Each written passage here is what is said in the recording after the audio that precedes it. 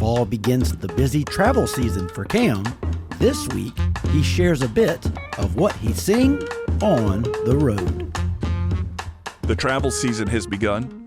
Fall is always the busy season, but this year it's all compressed into a short 6 weeks. 11 cities, 32 flights.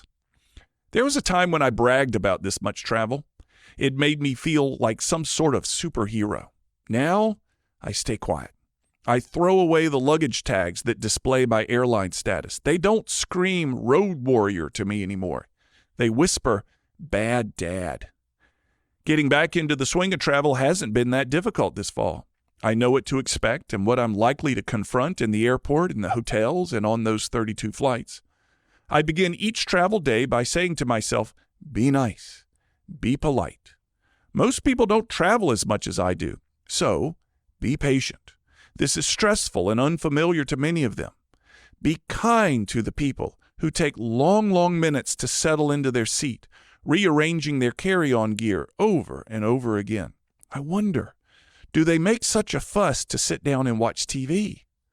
Ignore the ones wearing pajamas.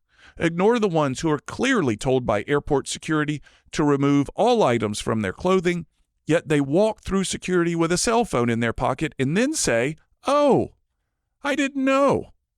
Ignore them. Pray for them. Breathe deeply. Let it go. I've learned to say, "Oh, look, a baby," in such a way that people truly think I'm happy to see a baby sitting nearby on the plane.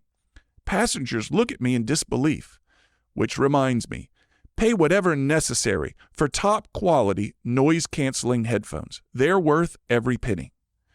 Last week in Salt Lake City, I had a hotel room neighbor fall asleep with their TV on.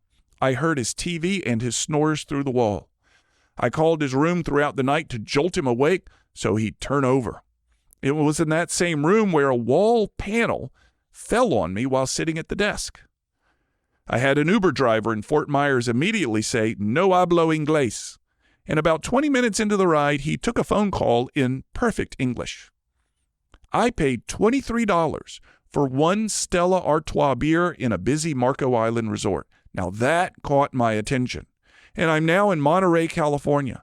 It's a spectacular day, and I'm writing this on the hotel patio drinking a coffee.